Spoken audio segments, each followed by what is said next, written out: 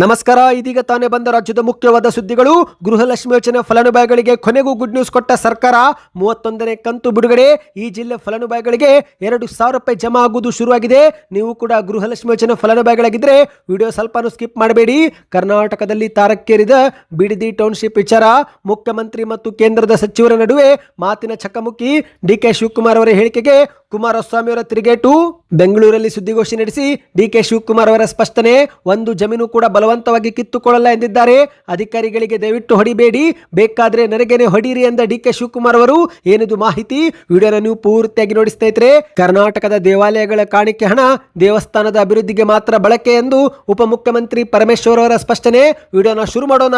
ಅದಕ್ಕೂ ಮೊದಲು ನೀವು ನಮ್ಮ ಚಾನಲ್ಗೆ ಮೊದಲು ಬಾರಿ ಭೇಟಿ ಕೊಡ್ತಾ ಇದ್ರೆ ದಯವಿಟ್ಟು ಸಬ್ಸ್ಕ್ರೈಬ್ ಆಗಿ, ಪಕ್ಕದಲ್ಲಿ ಕಾಣಿಸುವ ಗಂಟೆ ಕೂಡ ಒತ್ತಿದ್ರೆ ಕರ್ನಾಟಕದ ಮುಖ್ಯವಾದ ಮಾಹಿತಿಗಳು ನಿಮಗೆ ಸಿಗುತ್ತವೆ. ವಿಡಿಯೋಗೆ ಲೈಕ್ ಮಾಡಿ ಮತ್ತು ಈ ಒಂದು ವಿಡಿಯೋ ಪೂರ್ತಿಯಾಗಿ ನೋಡಿ. ಬನ್ನಿ ಸ್ನೇಹಿತರೆ, ಎಲ್ಲ ಸುದ್ದಿಗಳನ್ನು ಡೀಟೇಲ್ ಆಗಿ ನೋಡೋಣ. ನೀವು ಕೂಡ ಗೃಹಲಕ್ಷ್ಮಿ ಯೋಜನೆ ಫಲಾನುಭವಿಗಳಾಗಿದ್ದರೆ ಒಂದು ಬಾರಿ ಬ್ಯಾಂಕ್ ಖಾತೆ ಚೆಕ್ ಮಾಡಿಕೊಳ್ಳಿ. ಯಾಕಂದ್ರೆ 2,000 ರೂಪಾಯಿ ಜಮಾ ಆಗುವುದು ಶುರುವಾಗಿದೆ. ಹೌದು, ಕರ್ನಾಟಕದ ಬಹುತೇಕ ಜಿಲ್ಲಾ ಫಲಾನುಭವಿಗಳಿಗೆ 31ನೇ ಕಂತು ಜಮಾ ಆಗುತ್ತಿರುವ ಮಾಹಿತಿ ಲಭ್ಯವಾಗಿದೆ. ಈಗಾಗಲೇ ಹುಬ್ಬಳ್ಳಿ, ಚಿತ್ರದುರ್ಗ, ಬೆಂಗಳೂರು ಸೇರಿದಂತೆ ಹಲವು ಜಿಲ್ಲಾ ಫಲಾನುಭವಿಗಳಿಗೆ 2,000 ರೂಪಾಯಿ ಜಮಾ ಆಗಿದ್ದು, ಈ ಬಾರಿಯ ಈ ಒಂದು ಕಂತು 31ನೇ ಕಂತು ಎಂದು ಹೇಳಲಾಗ್ತಾ ಇದೆ. ಹೌದು, ಚಿತ್ರದುರ್ಗ ಜಿಲ್ಲೆಯ ಗ್ಯಾರಂಟಿ ಯೋಜನೆ ಅನುಷ್ಠಾನ ಪ್ರಾಧಿಕಾರದ ಅಧ್ಯಕ್ಷಕ ಆರ್ ಶಿವಣ್ಣ ಗಂಜಿಗಟ್ಟಿ ಎನ್ನುವರು 31ನೇ ಕಂತನ್ನು ಜಮೆ ಮಾಡಲಾಗುತ್ತಿದೆ ಎಂದು ಮಾಹಿತಿ ಕೊಟ್ಟಿದ್ದಾರೆ. ಜುಲೈ 16 ಸಂಜೆಯಿಂದಲೇ ಹಣ ಬಿಡುಗಡೆಯಾಗಿದ್ದು, ಹಂತ ಹಂತವಾಗಿ 4-5 ದಿನಗಳಲ್ಲಿ ಎಲ್ಲಾ ಫಲಾನುಭವಿಗಳ ಬ್ಯಾಂಕ್ ಖಾತೆಗೆ ಈ ಒಂದು ಹಣ ನೇರವಾಗಿ ಜಮೆ ಆಗುತ್ತೆ. ಇದು ಸರ್ಕಾರದ 31ನೇ ಕಂತು ಆಗಿರುತ್ತೆ ಎಂದು ಮಾಹಿತಿ ಕೊಟ್ಟಿದ್ದಾರೆ. ಚಿತ್ರದುರ್ಗ ಜಿಲ್ಲೆಯೊಂದರಲ್ಲೇ 3,75,487 ಫಲಾನುಭವಿಗಳ ಬ್ಯಾಂಕ್ ಖಾತೆಗೆ ಈ ಬಾರಿ ಕಂತು ಜಮೆ ಮಾಡಲಾಗುತ್ತಿದೆ ಎಂದು ಅವರು ಇಲ್ಲಿ ತಿಳಿಸಿದ್ದಾರೆ. ಅಷ್ಟು ಮಾತ್ರವಲ್ಲ ಸ್ನೇಹಿತರೆ, ಇತ್ತ ಹುಬ್ಬಳ್ಳಿ ಮತ್ತು ಬೆಂಗಳೂರಿನ ಕೆಲ ಫಲಾನುಭವಿಗಳಿಗೆ ಹಣ ಜಮಾ ಆಗ್ತಾ ಇದೆ ಅಂತೆ. ಹೌದು, ರಾಜಧಾನಿ ಬೆಂಗಳೂರಿನ ಫಲಾನುಭವಿಗಳಿಗೆ ಜಮೆ ಮಾಡಲು 2,400 ಕೋಟಿ ರೂಪಾಯಿ ಬಿಡುಗಡೆ ಮಾಡಲಾಗಿದೆ. ಸುಮಾರು 1,24,00,000 ಯಜಮಾನಿಯರ ಬ್ಯಾಂಕ್ ಖಾತೆಗೆ ಇದುವರೆಗೆ 30 ಕಂತು ಹಾಕಲಾಗಿದ್ದು, ಇದೀಗ ಮತ್ತೊಂದು ಕಂತು ಸರ್ಕಾರ ಬಿಡುಗಡೆ ಮಾಡಿದೆ. ಈ ಮೂಲಕ ಅರ್ಹ ಫಲಾನುಭವಿಗಳ ಬ್ಯಾಂಕ್ ಖಾತೆಗೆ ಒಟ್ಟು 62,000 ರೂಪಾಯಿ ಹಾಕಿದ್ದೇವೆ ಎಂದು ಮುಖ್ಯಮಂತ್ರಿ ಡಿಕೆ ಶಿವಕುಮಾರ್ ಅವರು ಮಾಹಿತಿ ಕೊಟ್ಟಿದ್ದಾರೆ. ಹೌದು, ಹಣ ಬಿಡುಗಡೆ ಆದ ಬಳಿಕ ಮಾಧ್ಯಮಗಳ ಮುಂದೆ ಮಾತನಾಡಿದಂತ ಮುಖ್ಯಮಂತ್ರಿ ಅವರು ಗೃಹಲಕ್ಷ್ಮಿ ಯೋಜನೆಗಾಗಿನೇ ರಾಜ್ಯ ಸರ್ಕಾರ ಇದುವರೆಗೆ 74,650 ಕೋಟಿ ರೂಪಾಯಿ ಖರ್ಚು ಮಾಡಿದೆ. ಪ್ರತಿ ಯಜಮಾನಿಯರ ಬ್ಯಾಂಕ್ ಖಾತೆಗೆ ಇದುವರೆಗೆ 31 ಕಂತು ಜಮೆ ಮಾಡುವ ಮೂಲಕ 62,000 ರೂಪಾಯಿ ಕೊಟ್ಟಿದ್ದೇವೆ ಎಂದು ಡಿಕೆ ಶಿವಕುಮಾರ್ ಅವರು ಹೇಳಿದ್ದಾರೆ. ಗೃಹಲಕ್ಷ್ಮಿಯರು ಈ ಒಂದು ಹಣವನ್ನು ಕುಟುಂಬದ ದೈನಂದಿನ ಖರ್ಚು, ಮಕ್ಕಳ ಶಿಕ್ಷಣ, ಆರೋಗ್ಯ, ಆಹಾರ ಸೇರಿ ಇತರೆ ಅಗತ್ಯಗಳಿಗೆ ಬಳಕೆ ಮಾಡಿಕೊಳ್ಳಬೇಕು ಎಂದು ಸಿಎಂ ಅವರು ಹೇಳಿದ್ದಾರೆ ಸ್ನೇಹಿತರೆ. ಹಾಗಾಗಿ ನಿಮ್ಮ ಬ್ಯಾಂಕ್ ಖಾತೆಗೂ 2,000 ರೂಪಾಯಿ ಜಮಾ ಆಗಿದ್ರೆ ಯಾವ ಊರು ಎಂಬುದನ್ನು ಕಮೆಂಟ್ ಮಾಡಿ. ಇದರಿಂದ ನಮಗೂ ಕೂಡ ಒಂದು ಉತ್ತಮ ಫೀಡ್ಬ್ಯಾಕ್ ಸಿಗುತ್ತೆ. ಬನ್ನಿ ಗೆಳೆಯರೆ, ಮತ್ತೊಂದು ಮಾಹಿತಿಗೆ ಹೋಗೋಣ. ರಾಜ್ಯ ರಾಜಕೀಯದಲ್ಲಿ ಬಿಡದಿ ಟೌನ್ಶಿಪ್ ವಿಚಾರ ದಿನದಿಂದ ದಿನಕ್ಕೆ ತಾರಕ್ಕೇರುತ್ತಿದ್ದು, ಈಗ ಮುಖ್ಯಮಂತ್ರಿ ಡಿಕೆ ಶಿವಕುಮಾರ್ ಮತ್ತು ಕೇಂದ್ರದ ಸಚಿವ ಕುಮಾರಸ್ವಾಮಿ ಅವರ ನಡುವೆ ಮಾತಿನ ಯುದ್ಧ ಶುರುವಾಗಿದೆ. ಹೌದು ಗೆಳೆಯರೆ, ಬಿಡದಿ ಟೌನ್ಶಿಪ್ ಯೋಜನೆ ಕುರಿತಂತೆ ಡಿಕೆ ಶಿವಕುಮಾರ್ ಮತ್ತು ಕುಮಾರಸ್ವಾಮಿ ಅವರ ನಡುವಿನ ವಾದ ವಿವಾದ ತಾರಕ್ಕೇರಿದೆ.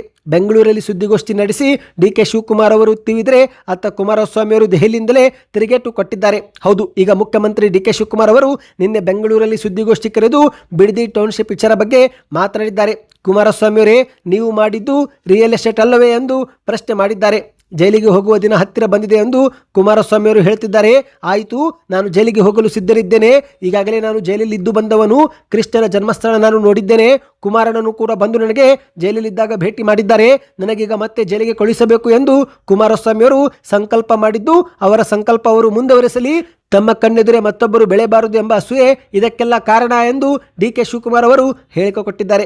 ಬಿಡದಿ ಟೌನ್ಶಿಪ್ಗೆ 2006ರಲ್ಲಿ ಅಧಿಸೂಚನೆ ಹೊರಡಿಸಿದ್ದ ಕುಮಾರಸ್ವಾಮಿ ಅವರು DLFನಿಂದ 400 ಕೋಟಿ ಕಟ್ಟಿಸಿಕೊಂಡು ಟೌನ್ಶಿಪ್ ನಿರ್ಮಾಣದ ಜವಾಬ್ದಾರಿ ನೀಡಲು ಮುಂದಾಗಿದ್ರು. 15 ದಿನಗಳಲ್ಲಿ ಭದ್ರತಾ ಠೇವಣಿ ಕಟ್ಟುವಂತೆ ಪತ್ರವೂ ಕೂಡ ಬರೆದಿದ್ರು. ಆಗ ಕುಮಾರಸ್ವಾಮಿ ಅವರಿಗೆ DLF ಒಂದು ರಿಯಲ್ ಎಸ್ಟೇಟ್ ಕಂಪನಿ ಅಂತ ಗೊತ್ತಿರಲಿಲ್ಲವೇ ಎಂದು ಡಿಕೆ ಶಿವಕುಮಾರ್ ಅವರು ತಿರುಗೇಟು ಕೊಟ್ಟಿದ್ದಾರೆ.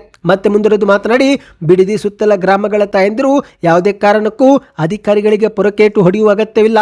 ನಾನು ತಪ್ಪು ಮಾಡಿದ್ರೆ ನನಗೇನೆ ಹೊಡೆಯಲಿ.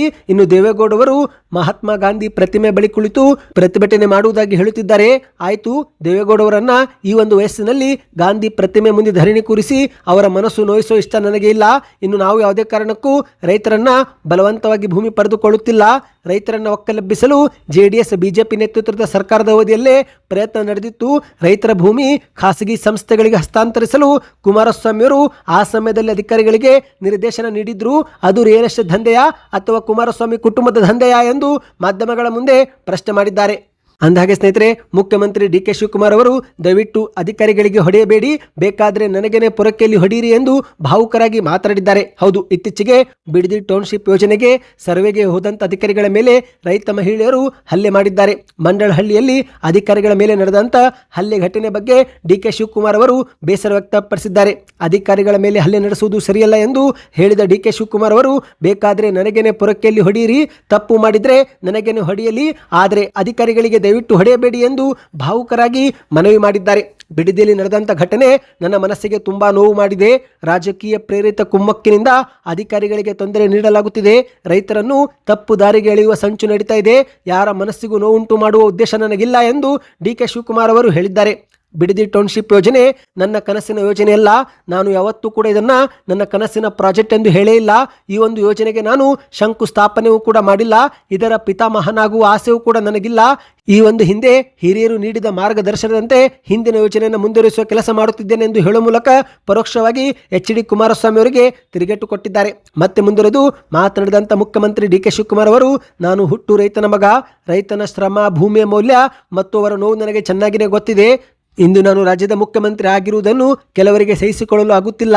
ಪಾಪ ಅವರಿಗೆ ನಿದ್ರೆನೂ ಬರುತ್ತಿಲ್ಲ. ನನ್ನನ್ನು ಜೈಲಿಗೆ ಕಳುಹಿಸಲು ಹಲವು ವರ್ಷಗಳಿಂದ ಸಂಚು ನಡೀತಾ ಇದೆ.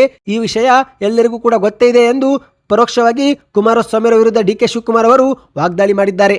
ಹೌದು ಸ್ನೇಹಿತರೆ, ಇದೀಗ ಸ್ವತಃ ಮುಖ್ಯಮಂತ್ರಿ ಡಿ.ಕೆ. ಶಿವಕುಮಾರ್ ಅವರು 1 ಗುಂಟೆ ಜಮೀನು ಕೂಡ ಬಲವಂತವಾಗಿ ಕಿತ್ತುಕೊಳ್ಳಲ್ಲ ಎಂದು ಮಾಧ್ಯಮಗಳ ಮುಂದೆ ವಿಧಾನಸೌಧದಲ್ಲಿ ಹೇಳಿಕೆ ಕೊಟ್ಟಿದ್ದಾರೆ. ಸಾಧಕ ಬಾಧಕ ಪರಿಶೀಲನೆ ಹಾಗೂ ರೈತರ ಅಹವಾಲು ಆಲಿಸಲು ವಿಶೇಷ ಸಮಿತಿಯೊಂದು ರಚನೆ ಮಾಡುವುದಾಗಿ ಕೂಡ ಸಿಎಂ ಅವರು ಘೋಷಣೆ ಮಾಡಿದ್ದಾರೆ. ಯಾವುದೇ ಒಬ್ಬ ರೈತನ ಜಮೀನು ನಾವು ಬಲವಂತವಾಗಿ ಸ್ವಾಧೀನಪಡಿಸಿಕೊಳ್ಳುವ ಅಗತ್ಯ ನಮ್ಮ ಸರ್ಕಾರಕ್ಕೆ ಇಲ್ಲ ಎಂದಿದ್ದಾರೆ. ಹೌದು, ಶೀಘ್ರವೇ ಬಿಡದಿ ಟೌನ್ಶಿಪ್ ಯೋಜನೆ ಕುರಿತಂತೆ ಒಂದು ಉನ್ನತ ಮಟ್ಟದ ಸಮಿತಿ ರಚನೆ ಮಾಡುವುದಾಗಿ ಸಿಎಂ ಅವರು ಭರವಸೆ ಕೊಟ್ಟಿದ್ದಾರೆ. ಈ ಒಂದು ಸಮಿತಿ ನೇರವಾಗಿ ರೈತರ ಬಳಿ ಹೋಗಿ ಸಮಸ್ಯೆ ಆತಂಕವನ್ನ ಕೇಳಲಿದೆ. ಈ ಒಂದು ಯೋಜನೆ ಜನರಿಗೆ ಬೇಕೋ ಬೇಡವೋ ಎಂಬ ಎಲ್ಲ ಮಾಹಿತಿಗಳನ್ನು ಸಮಿತಿ ಪರಿಶೀಲಿಸಿ ವರದಿ ಕೊಟ್ಟ ಬಳಿಕವೇ ಮುಂದಿನ ಕ್ರಮ ತೆಗೆದುಕೊಳ್ಳಲಾಗುವುದು ಎಂದು ಡಿ.ಕೆ. ಶಿವಕುಮಾರ್ ಅವರು ಹೇಳಿದ್ದಾರೆ. ಜಮೀನು ನೀಡಲು ಇಷ್ಟವಿಲ್ಲದ ರೈತರು ತಮ್ಮ ಭೂಮಿಯನ್ನು ತಮ್ಮ ಬಳಿನೇ ಇಟ್ಟುಕೊಂಡು ಎಂದಿನಂತೆ ಕೃಷಿ ಚಟುವಟಿಕೆ ಮಾಡಲು ಸ್ವತಂತ್ರರಾಗಿರುತ್ತಾರೆ. ಯಾರದ್ದೇ ಒಂದು ಜಮೀನನ್ನು ಕೂಡ ನಾವು ಬಲವಂತವಾಗಿ ಕಿತ್ತುಕೊಳ್ಳುವುದಿಲ್ಲ. ರೈತರು ತಾವಾಗಿಯೇ ಮುಂದೆ ಬಂದು ಸ್ವ ಇಚ್ಛೆಯಿಂದ ಭೂಮಿ ಕೊಟ್ಟರೆ ಮಾತ್ರ ಸೂಕ್ತ ಪರಿಹಾರ ನೀಡಿ ಭೂ ಸ್ವಾಧೀನ ಪ್ರಕ್ರಿಯೆ ನಡೆಸುತ್ತೇವೆ ಅಷ್ಟೇ ಎಂದು ಮಾಧ್ಯಮಗಳ ಮುಂದೆ ಹೇಳಿದ್ದಾರೆ. ಮತ್ತು ಸ್ನೇಹಿತರೆ, ಈಗ ಮುಖ್ಯಮಂತ್ರಿ ಅವರ ಹೇಳಿಕೆಗೆ ಕೇಂದ್ರದ ಸಚಿವ ಎಚ್.ಡಿ. ಕುಮಾರಸ್ವಾಮಿ ಅವರು ನವದೆಹಲಿಯಲ್ಲಿ ತಿರುಗೇಟು ಕೊಟ್ಟಿದ್ದಾರೆ. ಹೌದು, ಇತ್ತೀಚೆಗೆ ಡಿ.ಕೆ. ಶಿವಕುಮಾರ್ ಅವರು ನನ್ನನ್ನು ಜೈಲಿಗೆ ಕಳುಹಿಸಲು ಸಂಚು ರೂಪಿಸಲಾಗುತ್ತಿದೆ, ನಾನು ಜೈಲಿಗೆ ಹೋಗಿ ಬಂದಿದ್ದೇನೆ ಎಂದಿರುವ ಡಿ.ಕೆ. ಶಿವಕುಮಾರ್ ಅವರ ಹೇಳಿಕೆಗೆ ವ್ಯಂಗ್ಯವಾಡಿದಂತ ಕುಮಾರಸ್ವಾಮಿ ಅವರು ಪದೇ ಪದೇ ಜೈಲಿಗೆ ಹೋಗಿದ್ದೆ ಎಂದು ಮುಖ್ಯಮಂತ್ರಿ ಹೇಳಿಕೊಳ್ತಾರೆ. ಅವರೇನು ಸ್ವಾತಂತ್ರ್ಯ ಸಂಗ್ರಾಮದಲ್ಲಿ ಹೋರಾಟ ಮಾಡಿ ಜೈಲಿಗೆ ಹೋಗಿದ್ದಾರಾ ಎಂದು ಕುಮಾರಸ್ವಾಮಿ ಅವರು ತಿರುಗೇಟು ಕೊಟ್ಟಿದ್ದಾರೆ. ಶಿವಕುಮಾರ್ ಅವರ ಮುಖದಲ್ಲಿ ಯಾವಾಗಲೂ ಭಯ ಹಾಗೂ ಪಾಪ ಪ್ರಜ್ಞೆ ಎದ್ದು ಕಾಣುತ್ತೆ. ಅವರದ್ದು ಕಟುಕು ಹೃದಯ ಎಂದು ಹೇಳಿಕೆಯನ್ನು ಕೊಟ್ಟಿದ್ದಾರೆ. ಅಧಿಕಾರ ಶಾಶ್ವತವಿಲ್ಲ, ಎಲ್ಲವನ್ನೂ ಕೂಡ ಕಾಲ ನಿರ್ಧಾರ ಮಾಡುತ್ತೆ. ನಿಮಗೆ ಉತ್ತಮ ಅವಕಾಶ ಸಿಕ್ಕಿದ್ದು ಸರಿಯಾಗಿ ಕೆಲಸ ಮಾಡಿ ಗೌರವ ಉಳಿಸಿಕೊಳ್ಳಿ. ಸತ್ಯ ಹೊರಗೆ ಬರಲಿದೆ, ಅದಕ್ಕೆ ಬಹಳ ದಿನ ಕಾಯಬೇಕಾಗಿಲ್ಲ ಎಂದು ಕುಮಾರಸ್ವಾಮಿ ಅವರು ದೆಹಲಿಯಲ್ಲಿ ತಿರುಗೇಟು ಕೊಟ್ಟಿದ್ದಾರೆ. ಬನ್ನಿ ಗೆಳೆಯರೆ, ಮತ್ತೊಂದು ಮಾಹಿತಿಗೆ ಹೋಗೋಣ.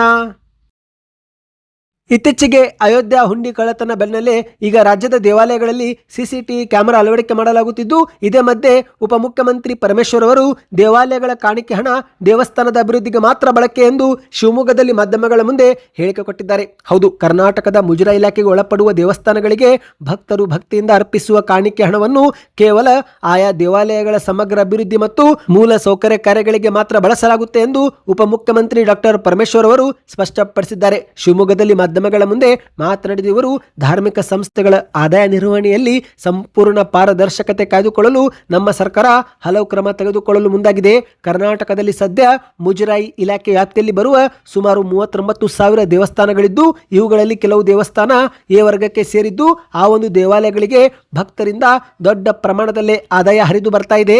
ಭಕ್ತರು ಹುಂಡಿಗಳಲ್ಲಿ ಹಾಕುವ ಹಣದ ಭದ್ರತೆಗಾಗಿ ಮತ್ತು ಪ್ರತಿ ಹುಂಡಿಯ ಚಲನವಲನ ಮೇಲೆ ತೀವ್ರ ನಿಗಾ ವಹಿಸಲು 4 ದಿಕ್ಕುಗಳಿಂದ ಸಿಸಿಟಿವಿ ಕ್ಯಾಮೆರಾ ಅಳವಡಿಸಲು ನಾವು ತೀರ್ಮಾನಿಸಿದ್ದೇವೆ. ಈ ಒಂದು ದೃಶ್ಯಾವಳಿಗಳನ್ನು ಇಲಾಖೆಯ ಕೇಂದ್ರ ಕಚೇರಿಯಿಂದಲೇ ನೇರವಾಗಿ ವೀಕ್ಷಿಸಲು ಅತ್ಯಾಧುನಿಕ ನಿಯಂತ್ರಣ ಕೊಠಡಿಯೂ ಕೂಡ ಸ್ಥಾಪಿಸುತ್ತೇವೆ ಎಂದು ಉಪಮುಖ್ಯಮಂತ್ರಿಯವರು ಹೇಳಿದ್ದಾರೆ. ದೇವಾಲಯಗಳಲ್ಲಿ ಪದೇ ಪದೇ ಸಂಭವಿಸುವ ಕಾಣಿಕೆ ಹುಂಡಿ ಕಳ್ಳತನ ಪ್ರಕರಣಕ್ಕೆ ಬ್ರೇಕ್ ಹಾಕಲು ಮತ್ತು ಲೆಕ್ಕಪತ್ರ ನಿರ್ವಹಣೆಯಲ್ಲಿ ಕಂಡುಬರುತ್ತಿರುವ ದುರುಪಯೋಗ ಸಂಪೂರ್ಣವಾಗಿ ತಡೆಗಟ್ಟಲು ನಮ್ಮ ಸರ್ಕಾರ ಹೈಟೆಕ್ ಕಣ್ಗಾವಲು ವ್ಯವಸ್ಥೆ ಜಾರಿಗೆ ತರುತ್ತಾ ಇದೆ ಎಂದು ಮಾಹಿತಿ ಕೊಟ್ಟಿದ್ದಾರೆ. ಸದ್ಯಕ್ಕಿಷ್ಟೇ ಸ್ನೇಹಿತರೆ, ಈ ಎಲ್ಲ ಮಾಹಿತಿ ನಿಮಗೆ ಇಷ್ಟವಾಯ್ತಾ? ದಯವಿಟ್ಟು ಚಾನಲ್ಗೆ ಸಬ್ಸ್ಕ್ರೈಬ್ ಮಾಡ್ಕೊಳ್ಳಿ. ನಿಮ್ಮ ಬ್ಯಾಂಕ್ ಖಾತೆಗೆ ಗೃಹಲಕ್ಷ್ಮಿ ಯೋಜನೆ 2,000 ರೂಪಾಯಿ ಬಂದಿದೆಯಾ? ಕಮೆಂಟ್ ಮಾಡ್ತಾ ವಿಡಿಯೋನ ಲೈಕ್ ಮಾಡಿ, ಚಾನಲ್ಗೆ ಸಬ್ಸ್ಕ್ರೈಬ್ ಆಗಿ.